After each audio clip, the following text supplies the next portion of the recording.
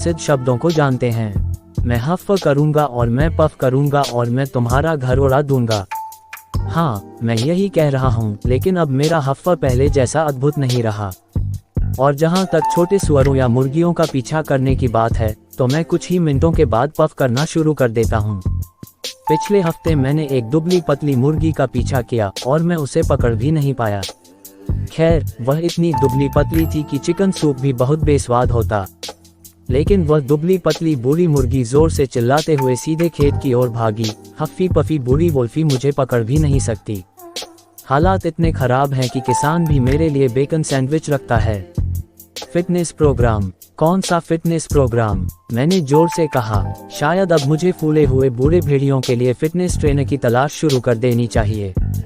लोमड़ियाँ बहुत फिट थीं। मैंने एक गुजरते हुए लोमड़ी से पूछा, भाई तुम कैसे फिट रहते हो?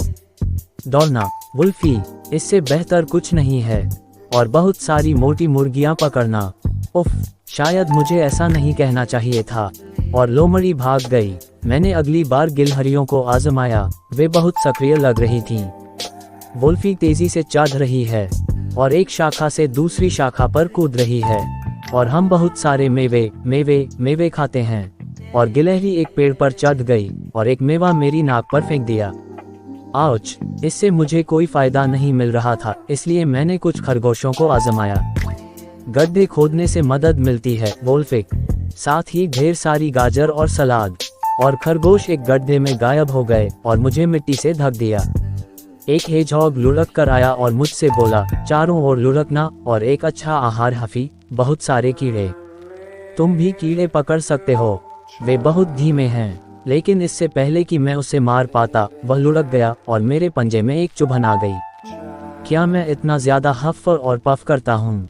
मुझे लगा कि मैं खुद से बात कर रहा हूँ, लेकिन एक बड़ा काला कौवा सुन रहा था। उसने कहा, हाँ तुम बहुत ज्यादा हफ और पफ हो, तुम्हें थोड़ी और ऊर्जा की जरूरत है। बहुत बहुत धन्यवाद कौवा। मैंने उसकी आंखों में देखा। तुम्हें एक निजी कौवा प्रशिक्षक की जरूरत है और मैं सिर्फ कौवा जानता हूँ, कौवा चिल्लाया। और वह कौन हो सकता है?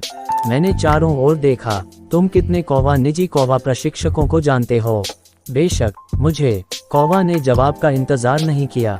और मेरे पास वो सारी चीजें हैं जिनकी हमें जरूरत है। यह एक स्वेट बैंड और स्टॉप वॉच निकला जो उसे जंगल में मिला था। मैं इसे अपने सिर पर नहीं पहन रहा हूँ, मैंने विरोध किया। लेकिन कौवा और जिज्ञासु बूढ़ा उल्लू, जो हमेशा कुछ होने पर दिखाई देते थे, ने इंद्रधनुषी स्वेट बैंड को मेरे सिर पर लपेट दिया।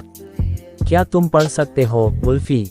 उल्लू ने पूछा। नहीं, मैंने सोचा, भेड़िए नहीं पढ़ते। खैर, ये भेड़िया नहीं पढ़ता। अच्छा, कौवा बोला और उल्लू ने हूट किया। और मैंने फैसला किया कि स्वेट बैंड बहुत मूर्खतापूर्ण था, काश मैं पढ़ पाता। शायद गो का मतलब कुछ अच्छा होता है।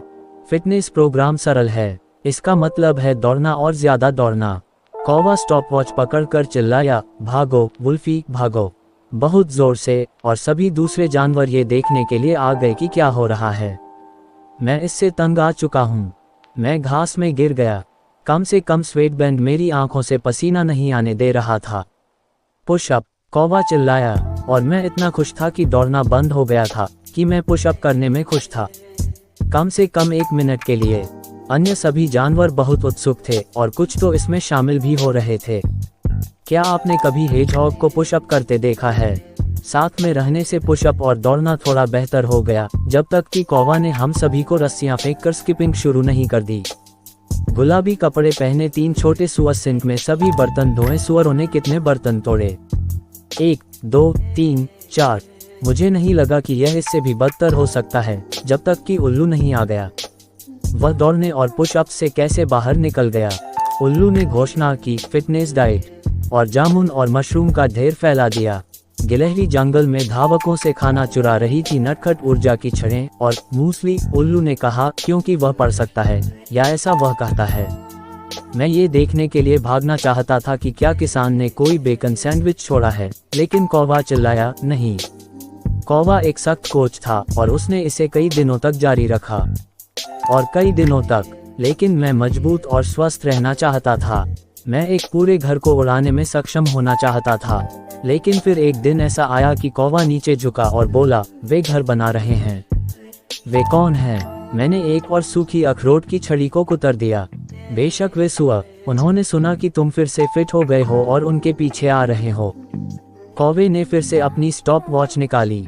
मुझे आश्चर्य हुआ कि मैं इसे कैसे तोड़ सकता हूँ।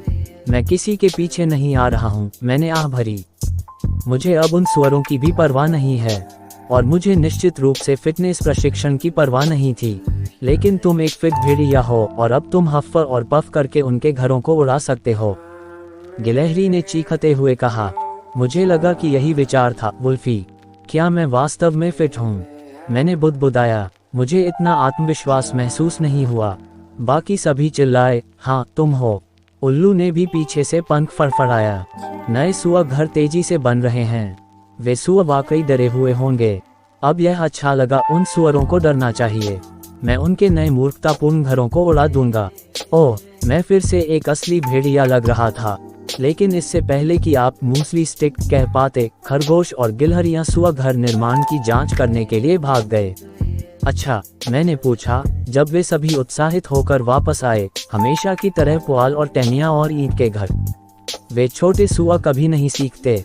मैं हफ और पफ करके उन सभी को उड़ा दूंगा। खरगोश खांसने लगा। अच्छा, बिल्कुल नहीं पफी, मैं चाहता हूँ कि वह मुझे ऐसा कहना बंद कर दे। बिल्कुल नहीं क्या? मैंने सोचा। बिल्कुल नहीं, पुआल और टहनियां और ईंट के घर। खरगोश ने अपने कान खुजाए। अच्छा, वास्तव में इनमें से कोई भी नहीं, लेकिन वे हमेशा पुआल और टहनियों के घर बनाते हैं ताकि मैं हफ और पफ करके उन सभी को उड़ा दूं। नियम है और सुअर हैं। गिलहरी एक पेड़ की शाखा पर उछलती हुई। नए नियम पफी, मैं चाहता हूं कि वे सभी मुझे ऐसा कहना बंद कर दें। ठीक है, जो भी हो, मैं उन सभी को उड़ा दूंगा और तुम मुझे फिर से बिग बैड वुल्फी कहना शुरू कर सकते हो। अब यह एक ऐसा नाम है जो मुझे पसंद है। जिज्ञासु बूढ़ा उल्लू वापस फड़फड़ाया। ताश का घर, कांच का घर और टिन का घर, यही वे बना रहे हैं। तुम किस बारे में बात कर रहे हो उल्लू?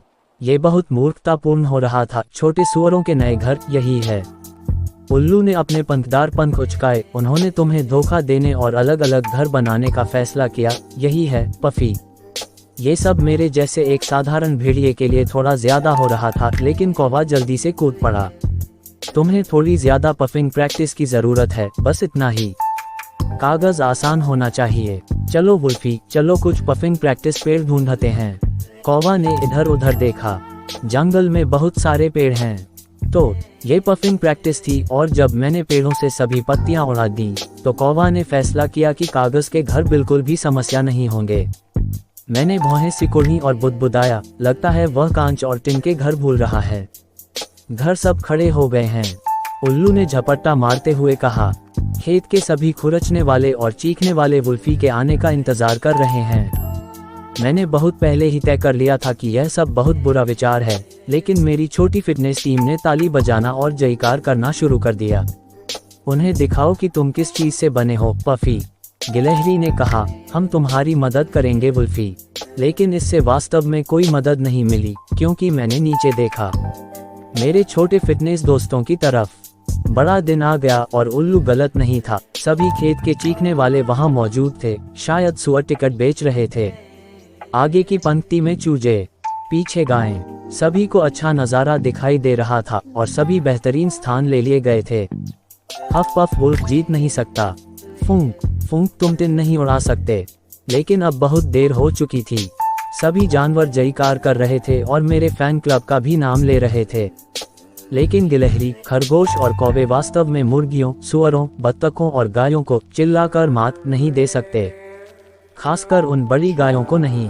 ताश के पत्तों का घर बिल्कुल भी परेशानी भरा नहीं था। खैर, जब मैं चीजों के पफ में आ गया था। छोटा सुअर, मैं लगभग शब्द भूल ही गया था। मुझे अंदर आने दो, मुझे अंदर आने दो। मैं हफ करूंगा और मैं पफ करूंगा और मैं तुम्हारा घर उड़ा दूंगा। तो मैंने ऐसा किया। मैं जोर जोर से चिल्लाने लगा और मैं जोर जोर से चिल्लाने लगा और कार्ड हाउस के गिरने पर पूरी भीड़ ने जोरदार जयकारे लगाए। अब मुझे यकीन नहीं हो रहा था कि वे सब किसके पक्ष में थे, या वे बस थोड़ी बहुत कार्रवाई चाहते थे। कांच का घर बहुत कठिन लग रहा था। यह इतना आसान नहीं होने वाला है। मैं चमकते हुए घर के सामने ऊपर नीचे चला। कम से कम मैं अंदर भी देख सकता था। मैंने खुद को ऊपर खींचा, फूंकने के लिए तैयार। फिर मैंने उन्हें देखा। गिलहरियां पास के एक पेड़ पर बैठी थीं और उनके हाथ नच से भरे हुए थे। मुझे आश्चर्य हुआ कि क्यों, लेकिन मैं जितना हो सके उतना जोर से फूंकने के लिए तैयार हो गया। मैंने इतनी जोर से फूंक मारी कि चारों ओर के पेड़ हिलने लगे और फिर गिलहरियों ने अपने नच से एक धमाका। Crash, crunch. कांच के घर पर पहले तो घर टूट गया और फिर धीरे धीरे चांदी के कांच के 100 टुकड़ों में टूट गया। सभी जानवर चिल्लाने लगे। क्या नजारा था! कांच का घर अब जमीन पर 100 टुकड़ों में बिखर चुका था और हर कोई उछल कूद कर रहा था और ताली बजा रहा था। ये सब वाकई अच्छा हो रहा था, लेकिन आखिरी घर, टिन हाउस, अभी भी खड़ा था। आखिरी घर हमेशा एक समस्या होता है। उल्लू मेरे बगल में फड़फड़ाया और फुसफुसाया, टिन ओपनर, जैसे कि मैं भी जानता हूं कि वह किस बारे में बात कर रहा है। कौवा नीचे फड़फड़ाया और वही बोला, टिन ओपनर, वुल्फी, हमारे पास तुम्हारे लिए एक है। मैंने उस अजीब चीज को देखा जो उसने मेरे पंजे में डाली थी। टिन ओपनर, वुल्फी, तुम इसे घर में लगाओ और उस गोल बिट को गोल गोल घुमाओ और घर खुल जाएगा। मैंने उस अजीब चीज को देखा जो उसने मुझे दी थी। ये सस्ता नहीं था, वुल्फी। मैंने इसे मैगी मैगपाई से लिया था। उसके पास ऐसी ढेरों चीजें हैं। 39 टिन के घर खोलता है। मैंने अपनी भेड़िया जैसी मुस्कान बिखेरी। तुम्हारा मतलब है कि मुझे बिल्कुल, लेकिन कौवा जवाब दे पाता उससे पहले ही किसान अपने बड़े बड़े कुत्तों के साथ आ गया। बस, वह बहुत गुस्से में चिल्लाया, तुम सभी खेत के जानवर जितनी जल्दी हो सके खेत में वापस चले जाओ और बाकी लोग जंगल में वापस चले जाओ। यह क्या है, सर्कस शो? तुम क्या सोचते हो? किसान ने सुअरों की ओर इशारा किया। जल्दी से खेत में वापस जाओ। तुम सुअर हमेशा परेशानी खड़ी करते हो। मैं मुस्कुराया। मैं सहमत था। मुझे किसान बहुत पसंद आया और तुम भी इससे बेहतर नहीं हो। किसान मेरी ओर मुड़ा। गिलहरियां मेरे पीछे थीं, हाथी सब सिकुड़े हुए थे और उल्लू और कौवा एक पेड़ पर छिपे हुए थे। खरगोश पहले ही जा चुके थे। तुम सब जंगल में वापस जाओ और मेरे सुअरों, मुर्गियों और भेड़ों को शांति से छोड़ दो। और तुम, भेड़िया, तुम उस पसीने की पट्टी के साथ मूर्ख लग रहे हो। मैंने किसान के बारे में अपना विचार बदल दिया। हम जंगल में वापस चले गए। किसान एक बड़ी छड़ी हिला रहा था और उसके कुत्ते बहुत ही डरावने तरीके से गुर्रा रहे थे। क्या उसने? भेड़ कहा। मैंने कौवे को एक शाखा पर देखा। मुसीबत का पहला संकेत, और कौवा और उल्लू ऊंची उड़ान भरते हैं। मैंने ये देखा है। हाँ, कौवा नीचे उड़ गया जंगल के दूसरी तरफ बड़े मैदान में, और हमें कभी भी टिन ओपनर आजमाने का मौका नहीं मिला। मुझे आश्चर्य है कि क्या मैगी मैगपाई इसे वापस ले जाएगी, लेकिन मेरा दिमाग तेजी से काम कर रहा था। भेड़ों को पकड़ने के लिए कोई हड़बड़ाहट नहीं, बस थोड़ा सा पीछा करना। भेड़ें मूर्खतापूर्ण घर नहीं बनाती हैं या मूर्खतापूर्ण गाने नहीं गाती हैं। मैंने खुद पर मुस्कुराया और अपने कंधे के ऊपर से गुस्से में किसान और कुत्तों को देखा जो उन सभी सुअरों, मुर्गियों और गायों को खेत में वापस खदेड़ रहे थे। कौवा, मैंने मुस्कुराया, क्या तुम अभी भी मेरे निजी कौवा प्रशिक्षक हो? बेशक, कौवा चिल्लाया। क्या आप जंगल में वापस जॉगिंग करना चाहेंगे और फिर कुछ पुशअप करना चाहेंगे? क्यों नहीं? मैंने अपना स्वेटबैंड चेक किया और दौड़ना शुरू कर दिया। मेमने की चॉप।